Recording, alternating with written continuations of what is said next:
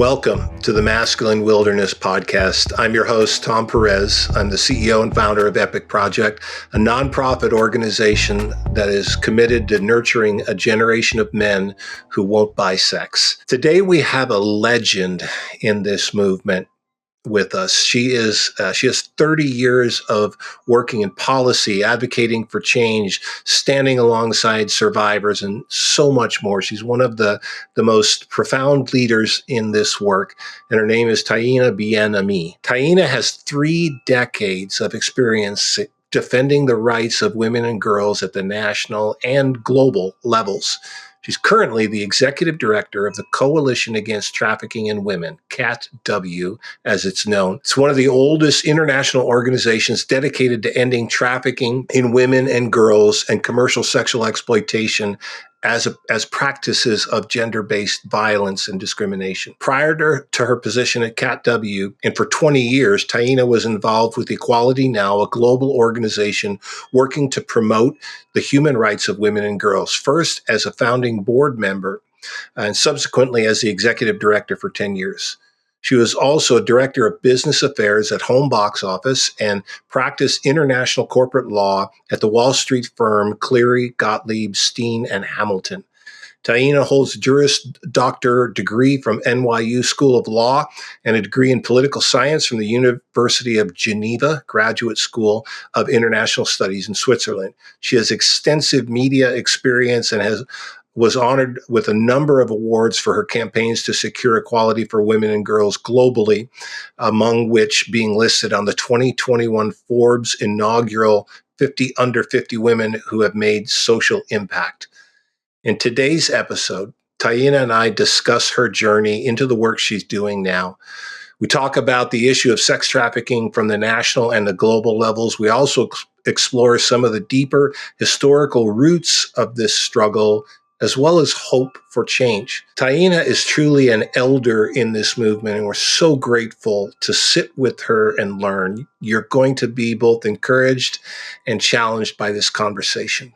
Please remember that this is a conversation that touches on sexual violence, and while it's never our goal to sensationalize the trauma of this topic, we strive to speak truthfully about the damage that's being done. So again, thank you for joining us as we explore more of the masculine wilderness. In today's episode, we want to give a shout out to our partners at CATW. CATW, or the Coalition Against Trafficking in Women, is an organization that is ending human trafficking and sexual exploitation around the world. Everyone has the right to live a life free from violence and discrimination. Since 1988, CATW has been working to end the trafficking and sexual exploitation of women and girls by advocating for strong laws and policies, raising public awareness, and supporting survivor leadership globally.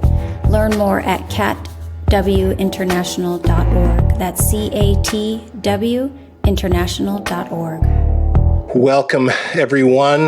This is Taina Bien-Aimé, and that name is a name I have heard for years in this work, the events I've been to, conferences. It's always, honestly, I haven't told you this, but it's a name I look for, because if you're associated with something, or Coalition of Trafficking in Women is associated with something, I learned this early on. Okay, I need to pay attention to that.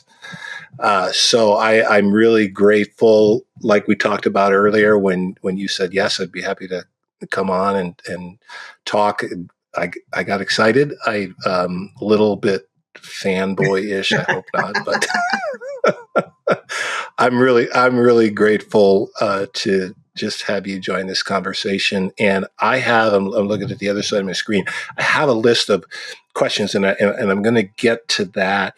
But before we do that, if you could just share with us a little bit of your background, kind of what you're doing now, and maybe just a little bit of how you got to this role. Your resume, obviously, it's a series of really logical connections. It makes sense to me why you are doing what you're doing. But if you could just share a little bit of your background, and maybe what got you into this in the into this kind of work in the first place. Well, thank you so much, Tom. Just not just for inviting me to your wonderful podcast, and I'm so honored to be here, but also for the incredible work that you and your colleagues have been doing in raising awareness and bringing men into these very difficult conversations, because we can't reach equality for anyone without the consciousness and work of men on these very difficult issues. So I'm very grateful. And the reason why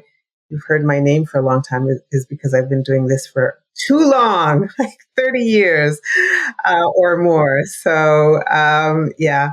And the way I started, I'm a New Yorker. Right now, I'm the executive director of the Coalition Against Trafficking in Women, which is one of the oldest international organizations that, by its name, is dedicated to ending the trafficking and sexual exploitation of women and girls. But what makes us unique is that we look at trafficking as a form of gender-based violence and discrimination, in particular, sex trafficking. But even the women who are forced into labor trafficking, they also are acutely vulnerable to sexual exploitation and sexual violence. So all of these forms of exploitation are linked to each other. And so I'm a New Yorker, first generation of Haitian parents. My grandmother was a suffragette in Haiti, and my mother was always a very staunch feminist, even though she was, mother of three with a gazillion jobs in New York. Like, she really insisted that her daughters focus on education and focus on our responsibility to continue the fight for equality and justice for women and girls. So from the time I was teeny weeny, from 5, 6, 7 years old, I became acutely aware that girls were different than boys in not a great way. It's sort of the progression of, I'm the oldest of three. And so as an older girl, as many people who are listening to your podcast know, sort of the responsibilities of older daughters in their families, and especially a daughter of immigrant people who don't understand the culture, aren't great at language. I was very quickly the translator. And so I quickly understood that even though within the home, I thought that the women around me were very powerful, and they were, they were the queens of the roost, that outside of the home, they were suffering tremendous sexual harassment, sexual violence, domestic violence. They had histories. You were recognizing this as a young child? As I would say around adolescence, around 11, 12, where you start figuring out the kitchen table, that's not the whole world. Like, there's a big world out there. And so and you start to recognize the world is different for men than it is for the women that you're seeing. Very different. I mean, I think children recognize that very, very early on, that the world is different for girls and boys. But I think it was this, and I give a lot of credit to my mother for asking me to pay attention. And I came of age when the second wave feminist movement was flashing on television, and I remember Gloria Steinem. Of course, I was a girl, just chewing the television screen, and my mother was like, pay attention to that white lady with the glasses, because what she's saying is very important. And then, I walked along in life and wound up in law school, fast forward. And it was after law school that I met this woman in a Wall Street law firm, actually. Her name is Jessica Neuwirth. And she had come from Amnesty International and was becoming increasingly frustrated that Amnesty, along with the other mainstream human rights organizations, weren't focusing on the rights of women and girls. What year would this have been? 1992. In the late 80s, early 90s, it's when all of a sudden there's a lot of conversation and movement and coordination with grassroots women's groups and women advocates who are in their communities and who are telling their governments that what happens to women and girls are human rights violations. If they face these type of violations that are generally steeped in like religion or culture or tradition. So we're looking at harmful cultural practices like female genital mutilation, domestic violence, girl marriage, polygamy, prostitution, sexual violence, etc. All those were considered outside of the scope of the human rights framework. Is it because there was that layer of like a veneer over them that this is a religious practice per se, or like, is that why they didn't get seen for what they were? Exactly. And to this day, like if you look at the mainstream big civil rights or human rights organizations who believe that or who promote like the legalization of prostitution or the decriminalization of pimping, it's kind of a, like they still, in my mind, they still don't understand that women's rights are indivisible, they're inalienable. So back in the 90s, like anything that happened to women and girls because they were born female were considered outside of the human rights framework, right? So it was like, oh, the feminists will take care of it, but we're not going to hold our governments accountable for all these things because it happens in the family, it happens in the community. It's kind of something else than a human rights violation. So even me, like if you talk to me about what a human rights violation was when I was that age or younger, it would be, you know, political prisoners or denial of freedom of association or things that the state imposed on individuals in a violative way. But it wasn't rape, it wasn't prostitution, it wasn't female genital mutilation. So fast forward 30 years, now we do have an understanding that women's rights are human rights, and how do we hold governments accountable to preventing that violence from happening? And most of it, I have to say, is male violence against women, not all, you know, sociocultural violence, and that governments need to develop tools and measures to protect the victims, hold the perpetrators accountable, and then end it. Can you talk a little bit more about then, like with that framework, how the work of the Coalition Against Trafficking in Women, like how does that then play out in the specific areas of work that you guys are focused on? Is it policy? Is it I don't know, consultations with, you know, legislative leaders, or all of the above? What does it look like for you in your like day-to-day, week-to-week work?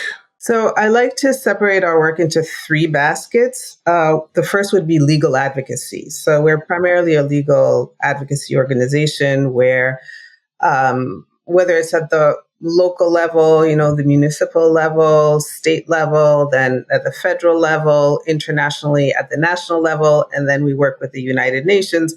And it's either to enact, amend, repeal, or implement laws that prevent sex trafficking, prevent sexual exploitation, and then hold perpetrators accountable. So there's this one model that we promote called the Swedish Nordic equality model. We can go into what elements of that legal framework means in a little bit. And then at the UN level, there are many UN agencies with which we work who don't always implement the laws that have been ratified. And so we put pressure on them. And then the second basket is raising awareness, because obviously if we don't reach out to the public, breaking the silence has always been the first step of a social justice movement, bringing the voices of people who have suffered forward. So we do a lot of awareness raising. And then the third basket is we work as closely as we can with the survivor-led movement, which when I first started, there were less than a handful of survivors of the sex trade who were starting to speak the truth about what they had lived and sort of what the mechanics of the sex trade were and the implications of it. And now we do have a global growing movement of unbelievably brilliant and courageous survivors who are part of policy making and decision making, and they are they're not just individuals who go around telling their stories, but they're academics, and they have their own direct service provider agencies, and do other wonderful, wonderful things. I've had the privilege of meeting many of those. Probably I don't know as many as you do, I'm sure, but they are formidable. It's the only word I can use to describe them, and I've heard them in congressional hearings and even state or local. I've heard them all over the place. Yeah, and there's what's the word? Gravitas. Yes. There's a weightiness to their presence when they walk in a room to talk about these issues, and it's like, yeah, my parents taught me to know when to shut up and listen, and usually it's when one of those folks walks in the room, like, okay, I'm just going to listen. I find it interesting hearing your story into this work. You began at the systemic level, like, you're looking at the systems and the structures that enable this to continue. And I started at I've only been in it literally half as long as you, but I started at the activist end of it. I was hearing individual stories of exploitation. It, broke my heart. I'm an activist at heart. So I could not do something. And like, I think it's just cool how you and I kind of, our paths cross somewhere in the middle there. And I, one of the things I appreciate, I see it in you. I see it with CATW, groups like Nicosi, World We, other organizations. Like there's room for all of us in this work. The systemic policy macro level work and the people that kind of the boots on the ground. And it's not like hearing the three areas that you guys focus on. It sounds like you actually cover that whole spectrum in a sense within the scope of what you guys are doing. I'm curious to know, maybe on a more like a personal level, is there an event or an experience for you that just catalyzed you? Like, is there a moment where you can remember back where you said, I can't not do something in response to what I know? Was there a really kind of a foundational moment for you? There are so many moments like that throughout my career, and also, before I started my career. Like you speak to survivors of any form of gender-based violence, not just prostitution and sexual exploitation or sex trafficking, and then you just think we have to close that water faucet, because you see that there's just an endless supply of vulnerable people, especially women and girls, who are at risk of just unspeakable violence with impunity.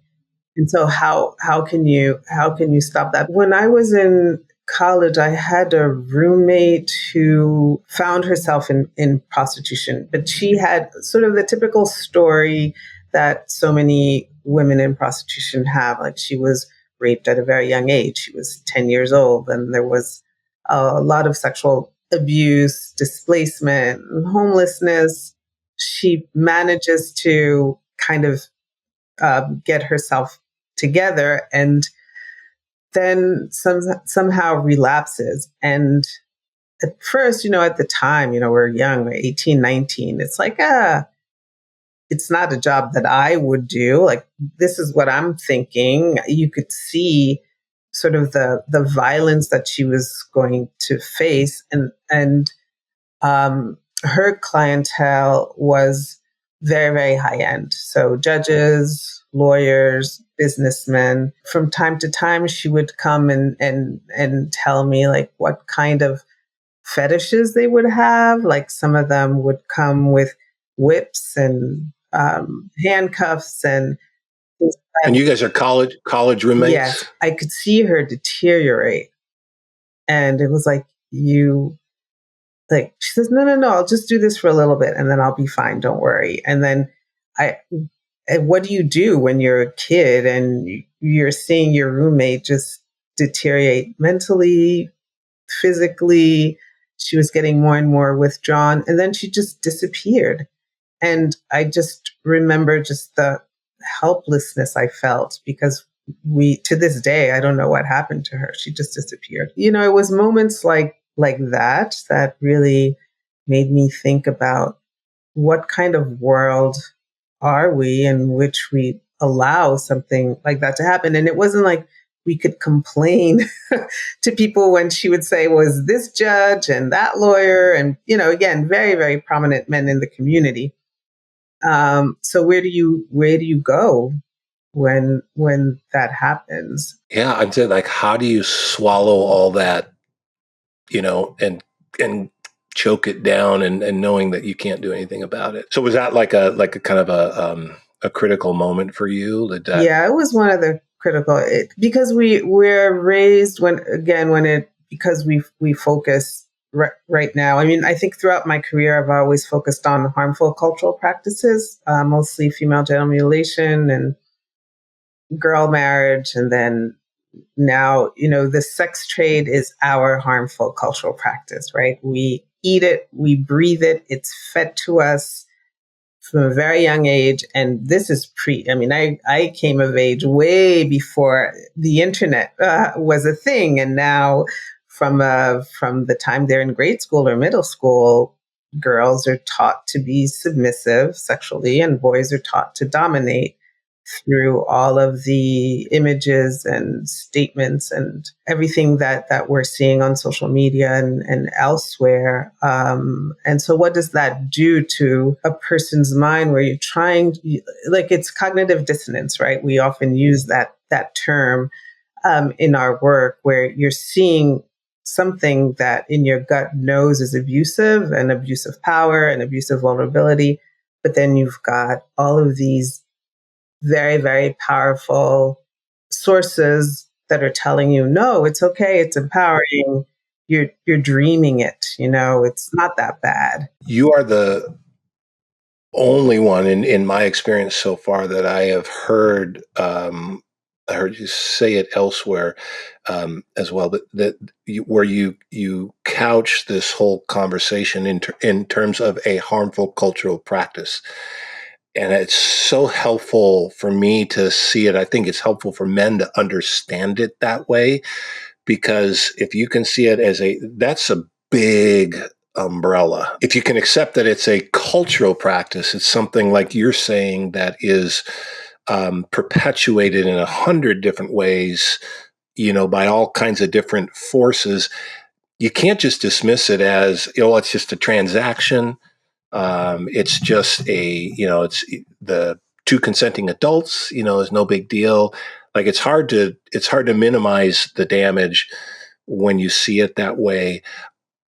Have you always thought of this issue of just the commercial sexual exploitation, sex trafficking, all of that as a harmful cultural practice, or was there something that led you to see, oh, that's what this is? I'm certainly not the only one who sees it that way, but I do think if you look at, I'm a lawyer by training, and so if you look at international law that focuses on the prevention of violence or mandating governments to address violence, like the Convention for the Elimination of All Forms of Discrimination Against Women, or CEDAW, which the United States has not ratified, but that's a different story.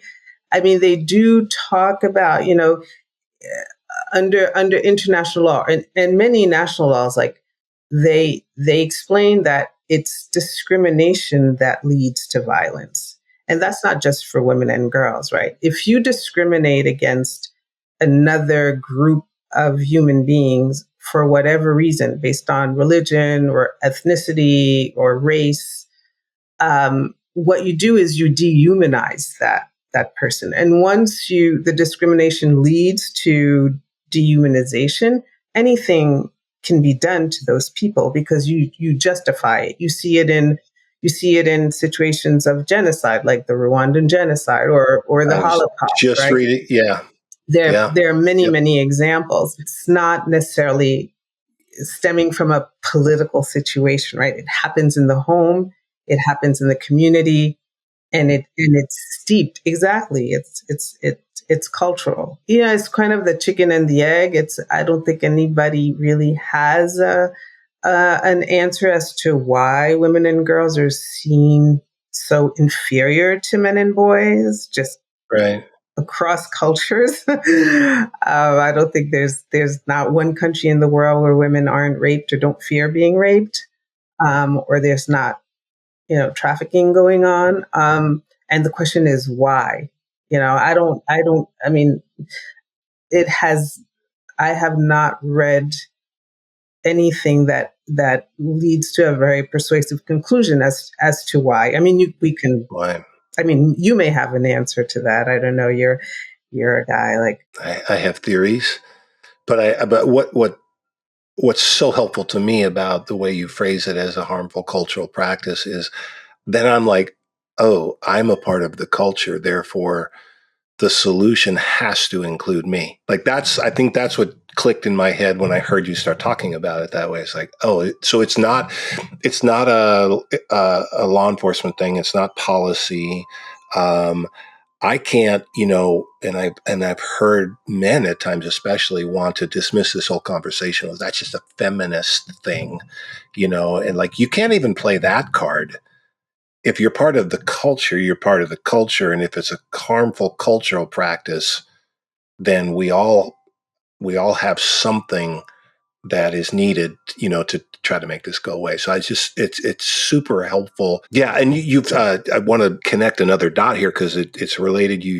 The scope of your work is global and you're doing things not just in the United States. I'm curious to hear from you on this issue of exploitation, trafficking, and the gendered violence that women and girls face. What are the similarities? What are some of the differences that stand out between what you see in the United States and what you're seeing in other countries?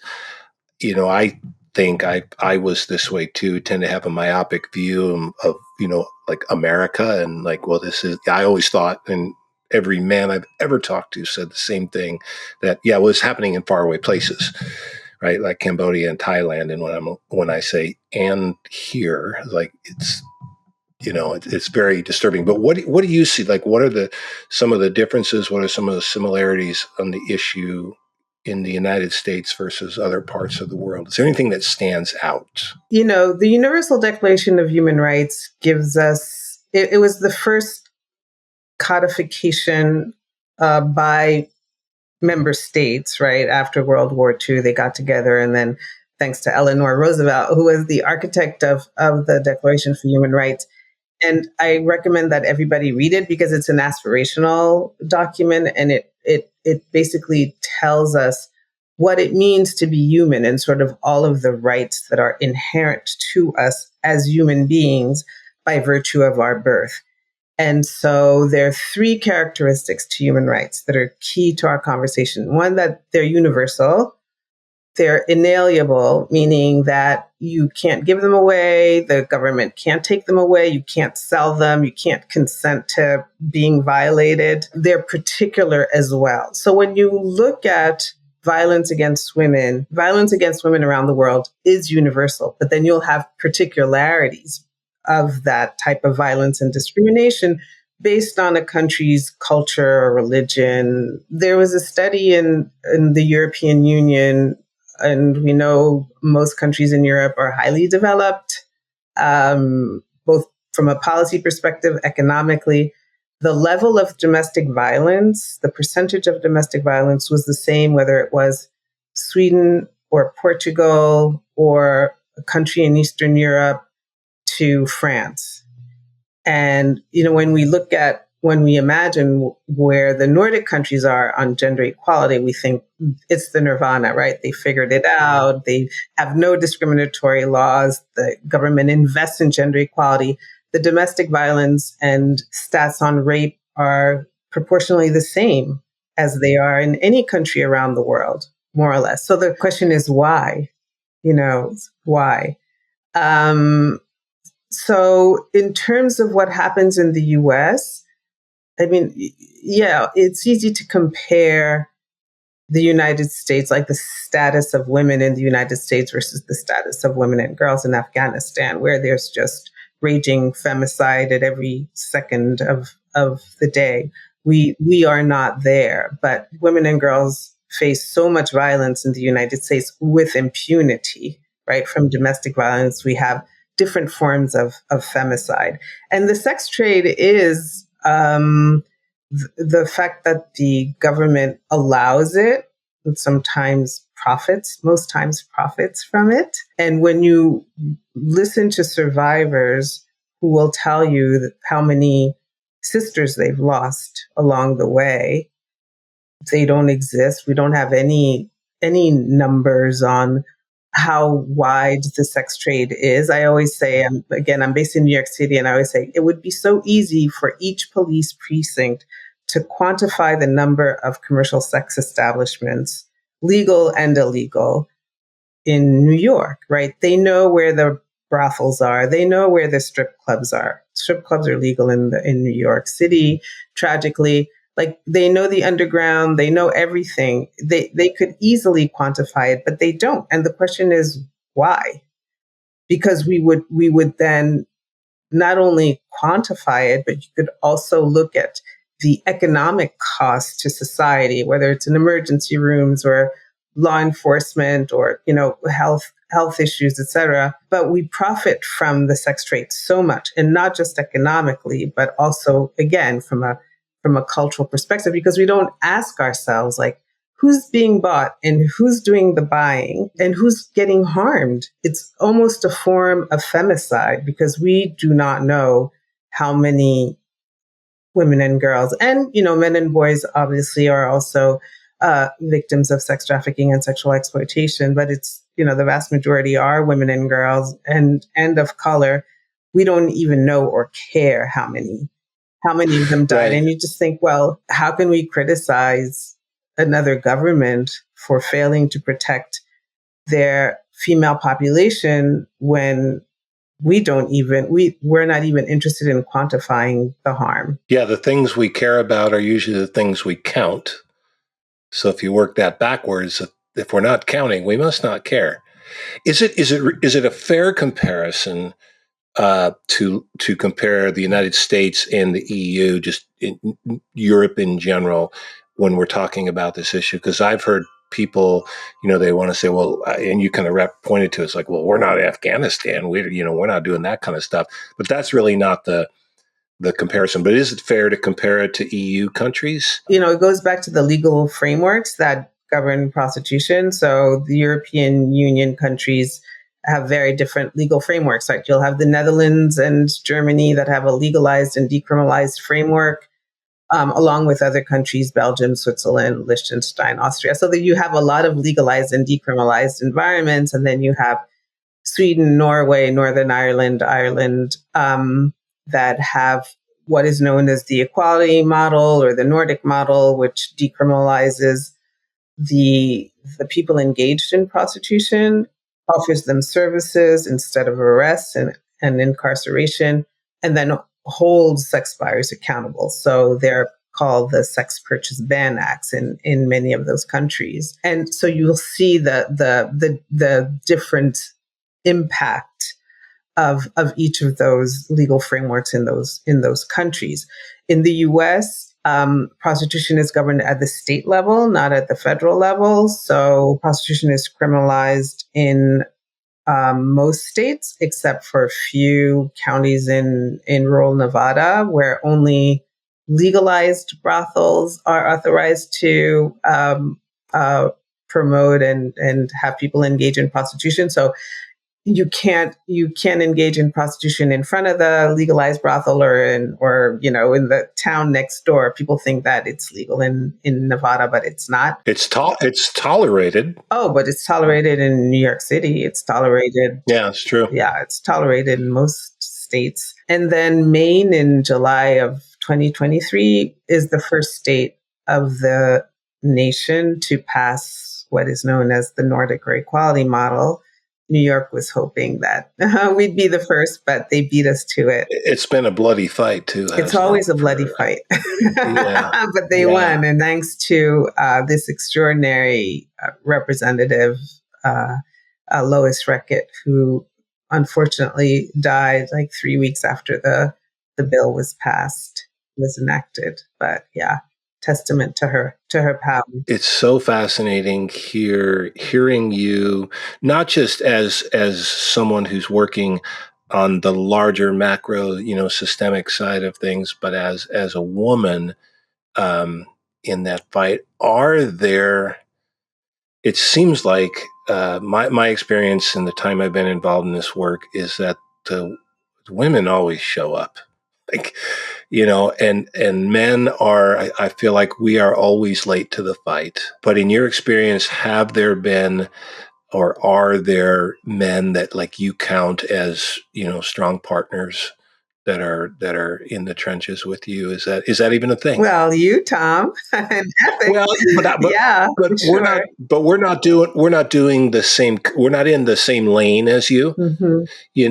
I'm just curious at the policy level. Like in your day to day, your week to week, are there men in those spaces with you? Unfortunately, very few, but they do exist. We have just a phenomenal survivor leader from Mexico who was sex trafficked and labor trafficked into New York. Is that Christian? Eduardo, yes. Yeah, Who's just I love that star, just a star in the biggest galaxy. Yeah, he tries to engage other men. But you're right. It's really a situation of what makes you tick, like why aren't you interested? So many so-called progressive civil rights, human rights activists, male activists here in New York call for the decriminalization of pimping and, for total sexual access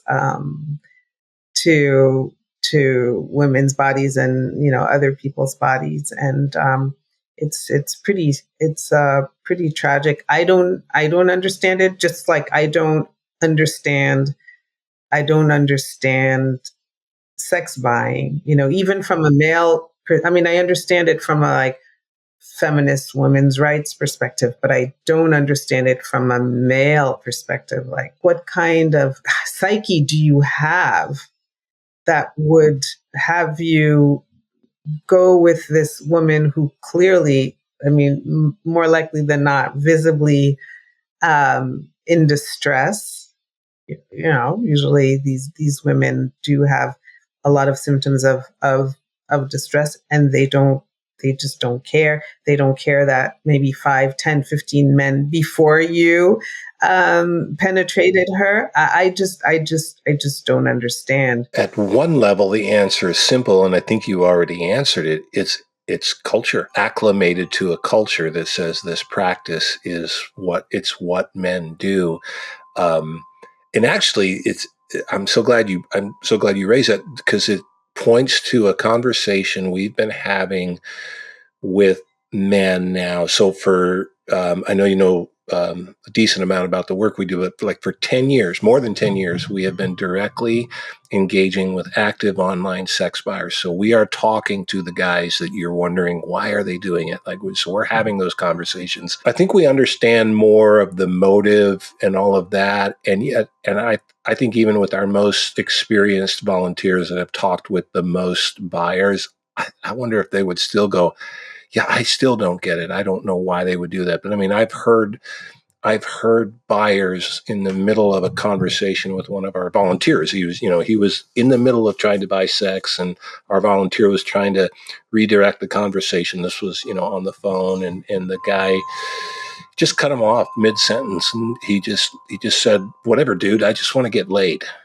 That was the guiding motivation for him. So I don't know if we're any closer, but back to the conversation we're having with men, I want to do a little experiment, if you will indulge me. I want to ask you some of the same questions we're asking the men, and just get your kind of response. Because one of the things we're learning in dealing with men in this part of the culture, and we've said this, I say this often, like the same culture that made sex buyers made me. I grew up in that same culture, and so we have probably more in common than that we don't have in common, because we came from the same culture. Anyway, what we're learning about men in general and the men that drive the demand that leads to sexual exploitation, there's some things that are broken or missing in their experience as men. So I want to ask. So I'm going to ask you just a handful of questions. I'm going to pose them to you just like we're posing them to our. Right now, the conversation's mostly with our own volunteers, but and I want you to just give an answer and just maybe just a little bit about why you would say that in response. So the first question is this. Do you believe all men bear some responsibility for the norms that perpetuate sexual exploitation? You said this before, we're all part of the same patriarchal culture. The patriarchy is the base on which the entire world was built. And so what we try to do is like chip off a little bit of that block, but it's a very, very heavy cemented block. And it's a 5,000 year exercise. So 5,000 years ago, somebody put a lot of cement on that block and they codified patriarchy and they codified the inferiority of women and girls. And that's what we've been trying to undo ever since. So it's not just the men who buy into the benign nature of prostitution or sort of the inevitability of prostitution. We're all in this together. And I've had those kind of exchanges too. Women are also conditioned to tolerate it. I hate it though when that's an excuse for a man to not think more deeply about it. It's like, well, women do this too. You know, women think the same way. So, okay, second question. And there are no right or wrong answers, like they always say on the test. Do you believe every person has a fundamental human need to be deeply connected to others, and sexual exploitation is somehow rooted in the lack of that connection?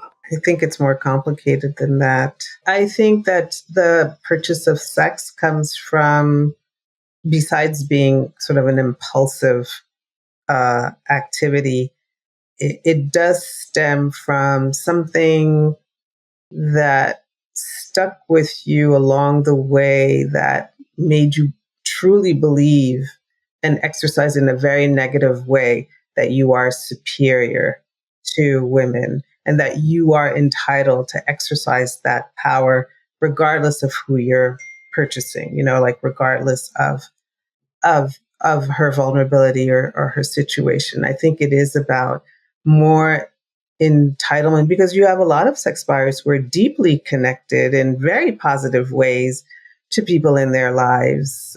They're loving fathers and husbands and brothers and upstanding members of their community, and yet they believe that they have a fundamental right to invade someone else sexually and otherwise because they paid for it. So it's not just about connection. It's also there's a power thing going on there. There's that abuse of power. Yeah. Yes, a sense of superiority that is highly, I would say, lethal. I hadn't considered it as deeply as you articulated that. So thank you. That's really thought-provoking.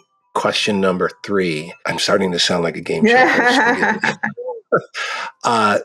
Do you believe the real way to end sexual exploitation is to embrace the tension of focusing both on what needs to stop, right, men buying sex, and what needs to start? And what I'm pointing at there is, communities at large scale development, communities of healthy men. I mean, do you believe that it needs to include both of those areas of focus and the tension that's in between it? Yes, and more. Our conversations around the sex trade, whether it's prostitution or pornography, and all other commercial sex establishments, are the same conversations we've had for 3,000 years around domestic violence or rape or sexual harassment, where until very, very recently, I mean, in my lifetime, domestic violence was seen as unfortunate consequence of a bad marriage or explosive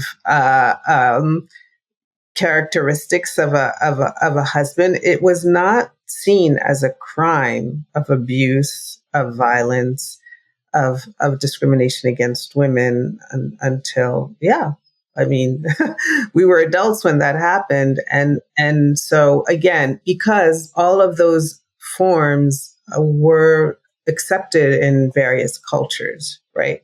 In just to give you an example, like it was in the 1980s in the Moroccan legislature, they debated for days the length of the stick with which a man could beat his wife. You know, the rule of thumb, we know what the rule of thumb is, right? Rule of thumb was the length of the object or stick or whip that a man could use to beat his wife. That's where the saying. That's where the saying comes from. The rule of thumb. Oh, gee. You have a bigger thumb than I do. Yeah, much bigger. Wow, I didn't even know that that's where the saying came from. Yes, and so you know, and then even our conversations around sexual violence, like, well, what were you wearing? Why were you in the club at 3:00 in the morning? Why did you go home alone? And so we were able as a society in exactly the way you're describing, like it was a holistic, comprehensive movement and action and policy taking that led our governments to finally see that not only is this harmful, but we need to figure out how to prevent it, and we need to hold the perpetrators accountable. But we're not there yet on the sex trade. We're not there yet. We're getting there thanks to the survivors. But again, just to go back to having to quantify the violations that we know, or the health issues that we need to know about, until we have the Center for Disease Control or the World Health Organization or, you know, medical and research institutes actually start documenting the harms of what serial sexual invasion by stranger does to a human being's body and psyche.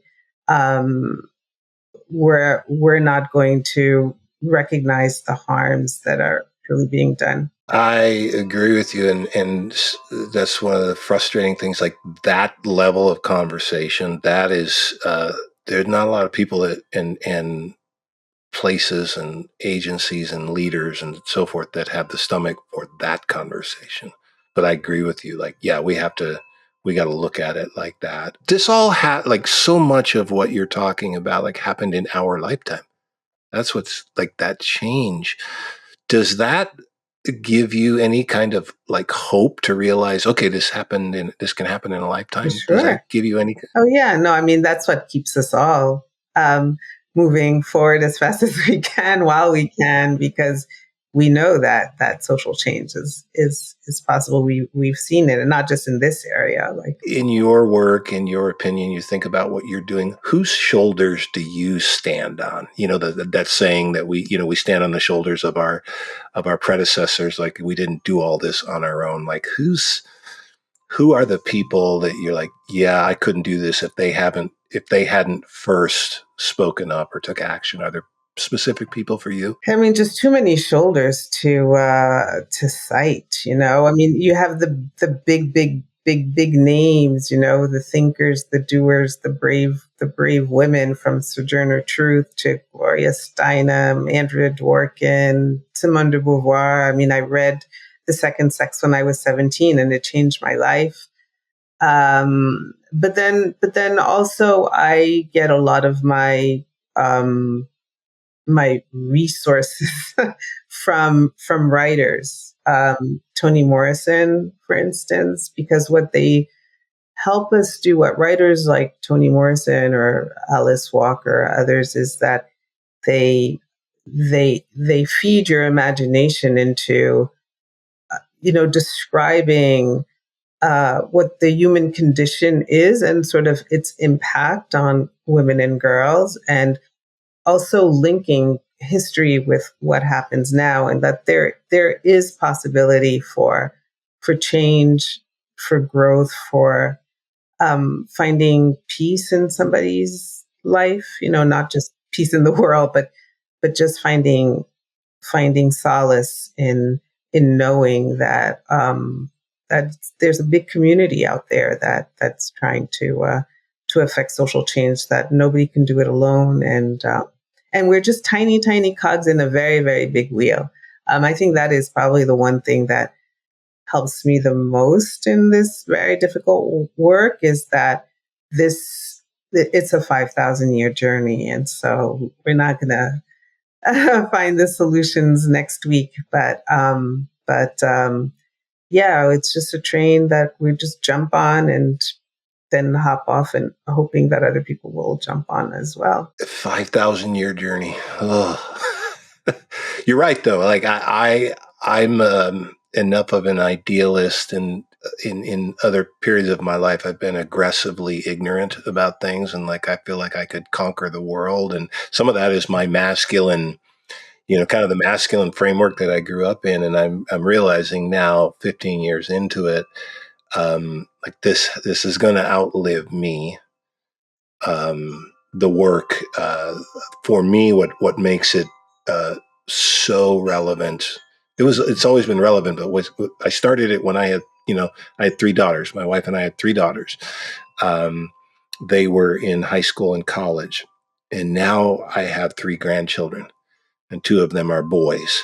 And so now I'm thinking about what kind of world, certainly my granddaughter, but what kind of world will my grandsons inherit from me, like from us? What kind of men will they become? And that's a really sobering, scary thought at times.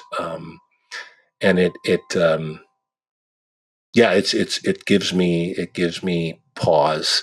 But I'm so grateful. I'm gonna take a risk here. This has gotten me in trouble before, but I feel like you trust me enough to say what I'm going to say. But like, you have had, from my perspective, you have had an elder-like effect on this movement. You occupy, in my experience, the place where the wise elders sit.